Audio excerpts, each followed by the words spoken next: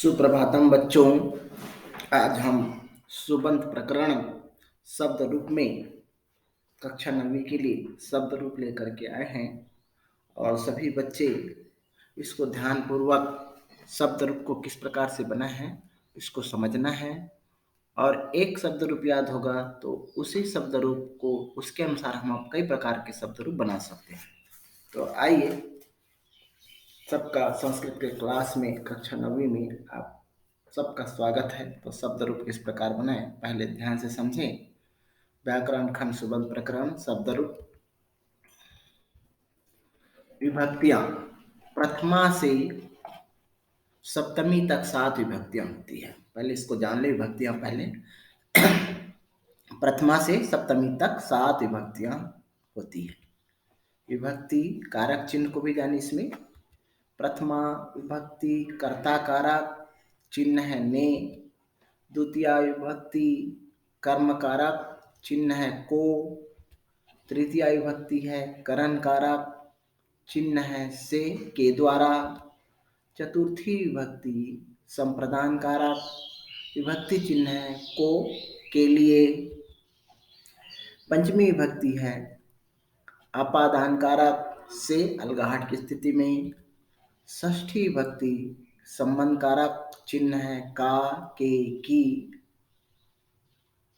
इस प्रकार से सप्तमी विभक्ति है अधिकरण कारक में पर।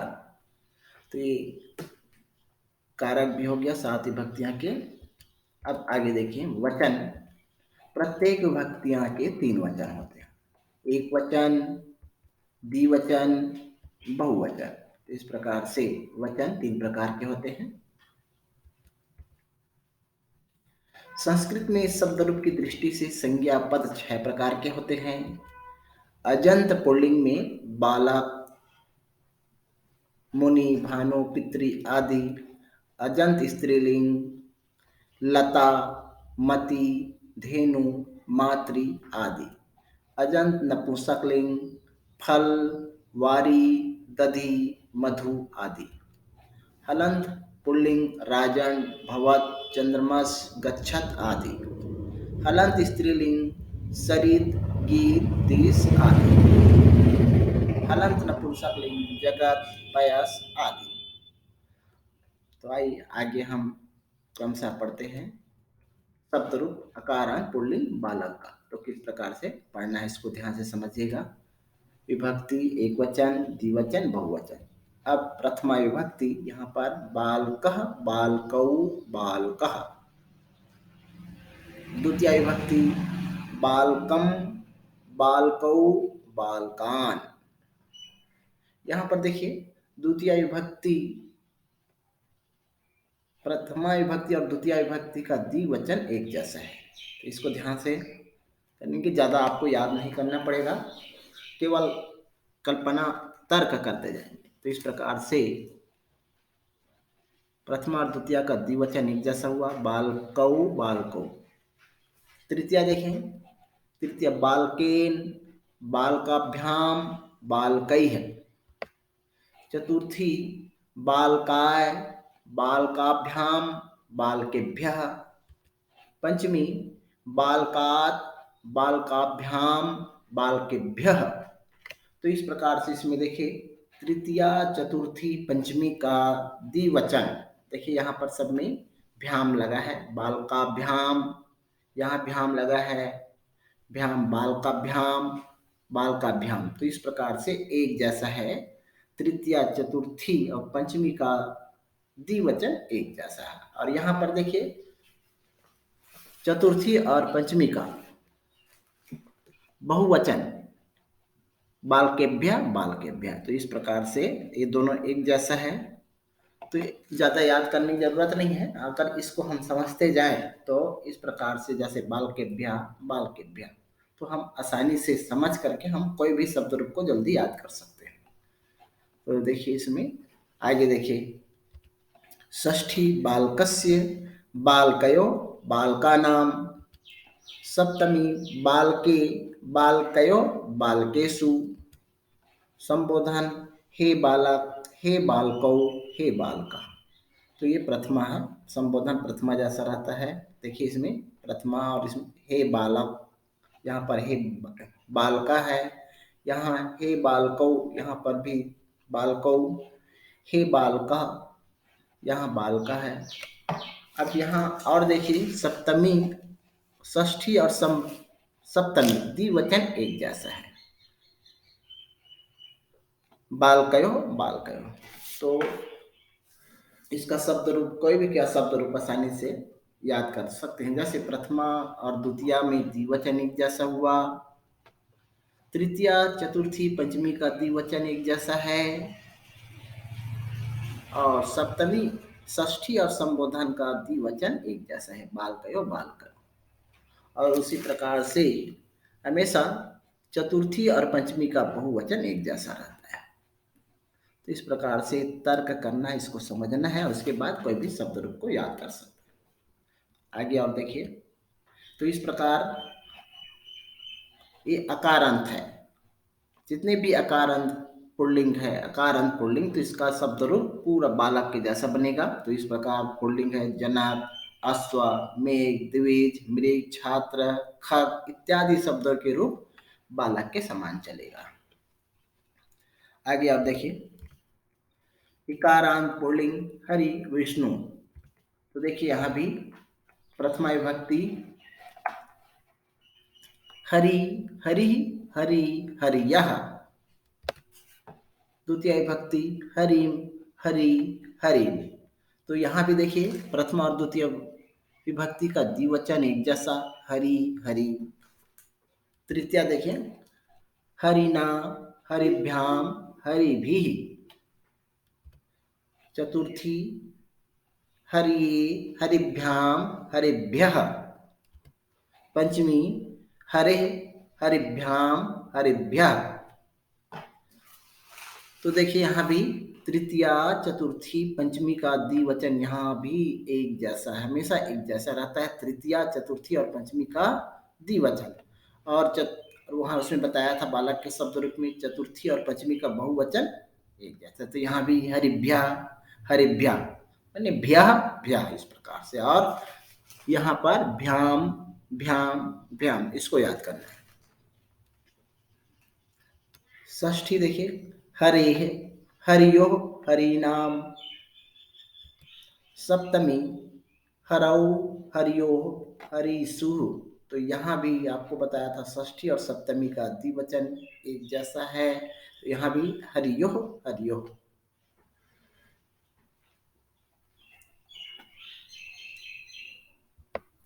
संबोधन हे हरे हे हरि हे हरिया। तो इस प्रकार ये प्रथमा जैसे है। और यहाँ पर षष्ठी का हमेशा याद करें नाम शु, तो इस प्रकार से हरि नाम हरिषु। तो यहाँ फिर से देखिए, फिर से बता दो इसको, आपको याद फिर से दिला दो, प्रथमा द्वितीया का द्विवचन एक जैसा हरि हरि, तृतीया चतुर्थी पंचमी का बहुवचन एक जैसा भ्याम हरिभ्याम हरिभ्याम हरि, और चतुर्थी और पंचमी का बहुवचन एक जैसा है, हरिभ्य हरिभ्य। तो हरि का शब्द रूप हुआ, तो हरि के शब्द रूप के अनुसार जितने भी इकारांत है उसका शब्द रूप बनेगा। मुनि, कवि, विधि, अग्नि इत्यादि शब्दों के रूप हरि के समान चलेंगे।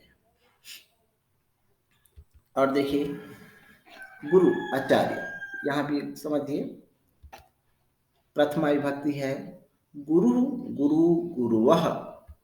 द्वितीया विभक्ति गुरुम गुरु गुरून्। यहाँ भी देखिए प्रथमा और द्वितीया एक जैसा है, गुरु गुरु। तृतीया देखिए गुरुणा गुरुभ्याम गुरुभिः। चतुर्थी गुरवे गुरुभ्याम गुरुभ्यः। पंचमी गुरुः गुरुभ्याम गुरुभ्यः। तो यहाँ भी तृतीया चतुर्थी पंचमी का द्विवचन एक जैसा है, भ्याम भ्याम भ्याम। तो इस प्रकार गुरुभ्याम गुरुभ्याम गुरु। उसी प्रकार चतुर्थी और पंचमी का बहुवचन देखिए इसमें गुरुभ्यः गुरुभ्यः।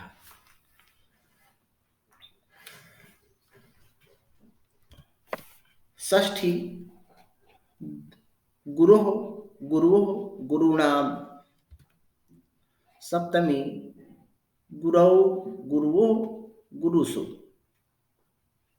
तो यहाँ पर देखिए षष्ठी और सप्तमी का द्विवचन गुरुवो गुरुवो, यहाँ पर देखिए इस प्रकार दोनों एक जैसा है। और षष्ठी नाम है तो गुरु नाम, सप्तमी का बहुवचन सु है गुरुसु। तो इस प्रकार से हम ध्यान से समझे, कल्पना करके तर्क करें तो कोई भी का शब्द रूप हम आसानी से याद कर सकते हैं। और यहाँ भी देखिए इसमें पंचमी और षष्ठी का एक वचन प्रायः एक जैसा है। देखिए गुरु गुरु, संबोधन प्रथमा जैसा है, हे गुरु हे गुरु हे गुरुआ। तो गुरु के अनुसार शब्द रूप चलेगा। ये उकारांत है, जितना भी उकारांत रहेगा तो इसके अनुसार गुरु के अनुसार चलेगा। तो इस प्रकार उदाहरण है साधु, बाहु, शिशु, तरु इत्यादि शब्द के रूप गुरु के समान चलेंगे।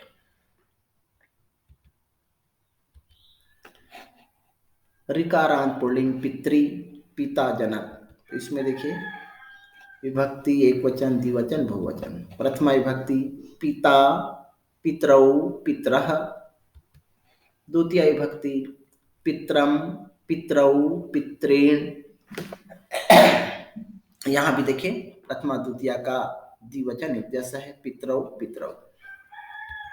तृतीय विभक्ति पित्रा पितृभ्याम पितृभिः। चतुर्थी विभक्ति पितृ पितृभ्याम पितृभ्यः। पंचमी पितुः पितृभ्याम पितृभ्यः। तो यहाँ भी देखिए तृतीय चतुर्थी पंचमी का द्विवचन एक जैसा है, भ्याम जुड़ा है सब में। तो पितृभ्याम पितृभ्याम पितृभ्याम। और उसी प्रकार से चतुर्थी और पंचमी का बहुवचन भी एक जैसा है, पितृभ्यः पितृभ्यः। तो इसके अनुसार हम कोई भी शब्द को हम आसानी से याद कर सकते हैं। केवल आपको ये सूत्र याद करना है, समझना है इसको, तो इसका शब्द रूप आसानी से याद किया जा सकता है। षष्ठी देखिए पितुः पित्रोः पितॄणाम। सप्तमी पितृ पित्रोः पितृषु। तो यहाँ देखिए पंचमी और षष्ठी का एक वचन एक जैसा है, पितुः पितु। और षष्ठी और सप्तमी का द्विवचन एक जैसा है, पित्रोः पित्रोः।